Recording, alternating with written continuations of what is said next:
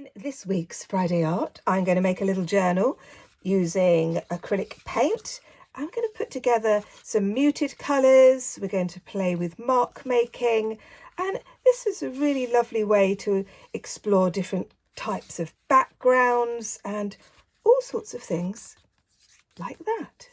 Hello and welcome to Friday Art with me, Cate Field.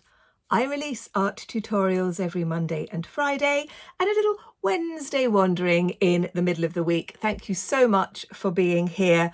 We're going to dive straight in and I'm going to show you how I make this rather interesting, in my opinion, journal, and I hope you're going to enjoy it. Let's go.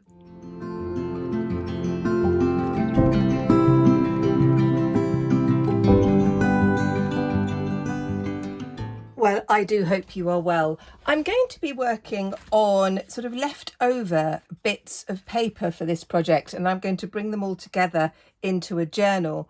Now, quite often I will make the journal first and then do the sort of paintings and things like that. But I thought for today, I'm going to do it the other way round. So these are scraps of paper they're actually watercolour paper, but I'm going to be using acrylic paint, and they're different sizes as well. And I thought this could actually be really quite interesting. I'm going to be using acrylic in very muted colours. I'm just going to start off with one of my pieces. Now the idea is that I'm going to make a book that's all sort of folded up a bit like this. So I've already folded the pieces in half, but that's all I've done. I haven't prepared the paper at all. I'm going to be using a sponge. Now, quite often I will use these for stencils, and I might do some stencils a little bit later. But what I really want to focus on is this idea of muted colours, and I'm going to leave some space for writing a little bit later. So this is about kind of preparing a journal that you're going to keep coming back to, and that I think is really quite exciting. So I'm going to start off with a bit of a base colour of this cream buff and a tiny bit of black. Black is always completely overwhelming, and I nearly always put on far too much, especially when I'm sort of when I'm talking at the same time. I'm just going to pop that under there as well, so I'm not going to get too messy. But that's okay, because the thing with acrylic is that you can paint over it. So you might get a little bit messy doing this. For me, that's part of the joy. I quite like getting a little bit messy. But I'm sure that you are all lovely and neat and tidy. Actually, I know that you're not, because some of you have told me. Thank you so much for all the lovely messages and comments. Oh my goodness. As you can hear, I've got a bit of a croaky voice, a little bit frustrating, but there you go. So I've just put in this sort of idea, just using the sponge, no water. This is a dry sponge. The colours will blend into each other. It will take very little time to dry. I'm going to put that one to one side. I'm going to pick up another one. I'm going to be using the same sorts of colours throughout the whole book.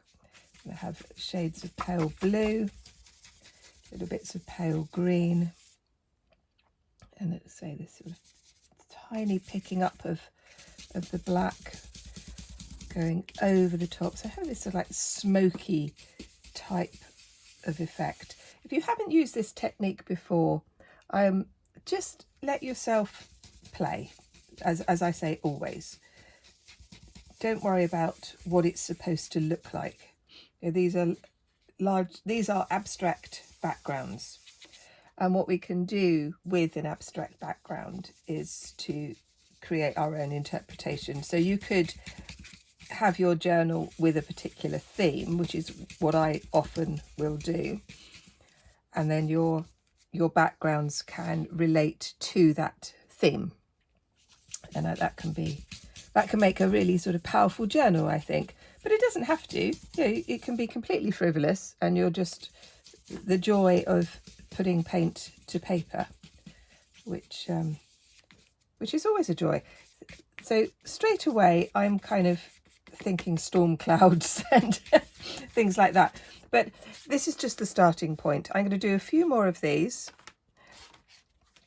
in the same sort of style, and I'm going to go back to the first one and then just change the technique a little bit, and you'll see what happens then.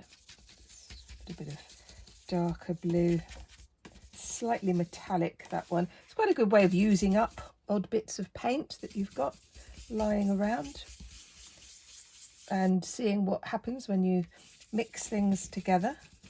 Just let them blend. I haven't cleaned the brush at all so far, and when I do clean it, I'm just going to use some paper or a cloth. I'm not using any water. I don't want the acrylic paint to be diluted at all. This is really important for this kind of textured piece. Just putting those over there. So I'm going to do a few more of those, and then I'm going to come back to this one. Oh, well, look at these. I've done a whole load.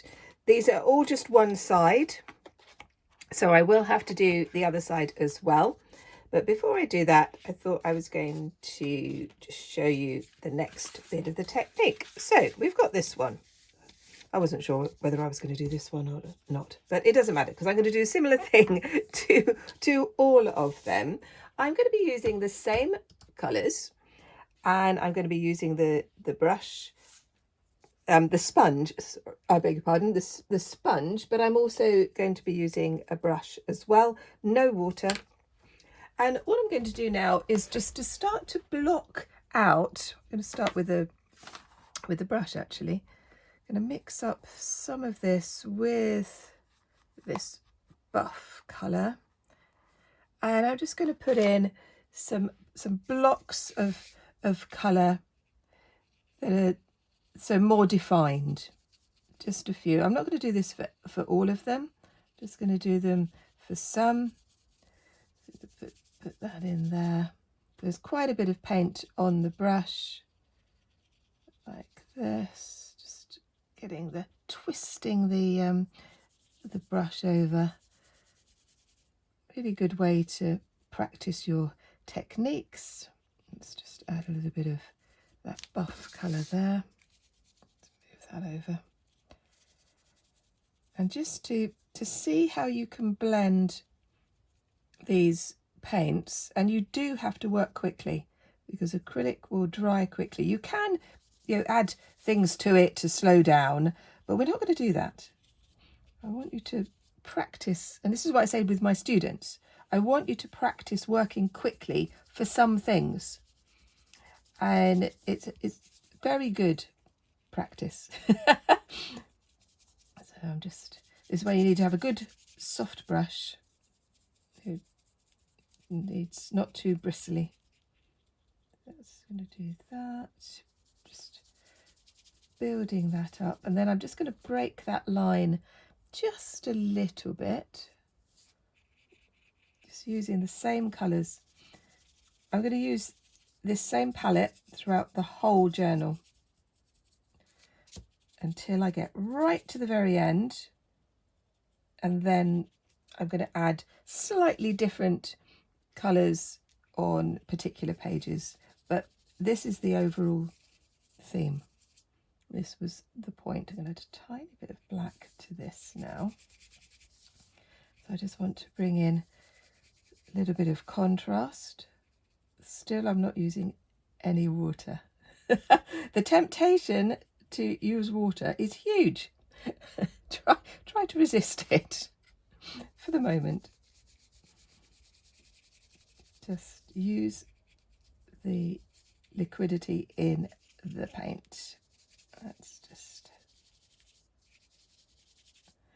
do that. So a little bit of a block in there, which I actually really like. This is coming together. Now, of course, when this is in the book, these pages won't be together unless they're the ones in the middle. I'm going to have another page on top, so this page is going to be next to a different page, but that's okay because there is this continuity of tones and colours. It's all going to work, as you will see. But of course we will go through the messy stage. Those of you who have watched me for quite some time will know that it's one of the things that I'm quite passionate about teaching. Every piece of artwork will go through a messy stage, and it's at that messy stage that so many people give up and throw their stuff away. And none of my students throw their work away. And I see you as my students, so no throwing your work away. Work through the mess. It's really important, because things will go a little bit wrong and a little bit messy. But the delight of working with acrylic is that if you really don't like what you've done, you can just paint over the top of it. Yeah, we will be doing a lot of layering and this sort of thing. So I'm going to do a little bit more. Just wanted to show you a bit of that blocking. The other thing we're going to do is we're going to use charcoal. So I'm going to take this one. I'm going to grab a bit of willow charcoal, and I'm going to just start to put some charcoal marks like this. Now with the charcoal, you can use a tissue or a rag. I guess we use a rag here to soften up the edges. You could use a charcoal pencil for this if you don't like the touching the charcoal. But like I said earlier, I quite like just getting a bit messy, really. So we're going to use a bit of charcoal, and we're going to add some chalk as well. We'll do that a little bit later. But we're going to add sort of different marks, different textures, creating these. And then we'll have, a really interesting starting point for a journal. But it will also, if you're a painter, you could be trying out different ideas. Thinking, oh yeah, that would be quite an interesting thing to do. That I like that technique, I liked that texture. I'm going to do a few more. I'm also going to do the backs of all of them, and then we're going to come back and piece them together. I'm just going to do a few more bits of sort of mark making. I've just got a stick, I think it's a kebab stick. I think that's what it is. I see these things in sort of hardware stores, and I think, oh, got no idea what that is, but it's going to be great for a painting tool. So I'm going to put some paint and then use the stick to make these marks. Just a few. Got a bit of paint on this stick already. Going to move that off. I like these different sorts of textures that you can get. I like that one. I'm going to put that one to dry. This one is almost dry. I've done sort of two sides to that. Now I can't remember which ones I've done and which ones I haven't. I'm going to put a little bit more charcoal on this one, I think. Let's just have some fun. Oh, it's a bit squeaky, that charcoal. Over that way. Let's use my finger this time. You could also mix the charcoal with acrylic, and you can get some lovely grey tones. So we can do that. Can use my stick again. Just have some fun. Now these pages, that you can change them once they're all bound in the book. So this is really just like the starting point, but oh, the process is just a joy. It's just such good fun because you're not trying to make it look like anything. You can sort of free up your kind of anxieties a little bit of, oh, this looks rubbish, and just say, well, it's just the background. I'm going to do something else on top of it, and that just kind of frees you up a little bit, I think. And it does make your work more dynamic and more exciting. So I'm just going to do that. So I'm going to do every single piece double-sided over the next sort of 20 minutes or so, and then I'm going to come back and show you how I bind them together. So there they all are, hanging up to dry. I'm going to leave them to dry for about 20 minutes or so, I think, so that they are completely dry, and then we're going to put them all together. So what I've done is folded them all in half, and then I stitched them. I stitched a couple of groups together on the sewing machine. You could just go through with a punch and sew them by hand, and then I've just stuck them down with a bit of tape together, and then the larger piece I've stuck on the outside. So what I've now got is a lovely journal with lots and lots of backgrounds that I think are really quite exciting. Now, I trimmed up some of the edges. I wanted these to be kind of overlapping. I wanted some to be smaller than others, but I wanted this edge to be quite tidy. And these are the bits that I trimmed off. And so what I'm going to do now is a little bit of collage on some of the pages. And quite often when I'm working in a journal like this, I won't start at the beginning and work all the way through. I'll kind of just take a page that I quite like and think, right, I'm going to start on that one. And that's what I'm going to do here. So these are just the leftover bits, which are really quite nice. Just going to use ordinary glue, just a glue stick. And then I'm going to just start to put in some of these.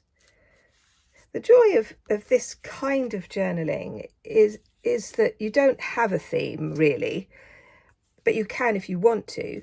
So it's fantastic when you know that you want to do something, but you don't know what, and you're in that kind of stuck phase. So this is a sort of journal that I will come back to over the next few weeks, months, and I can write on top of this.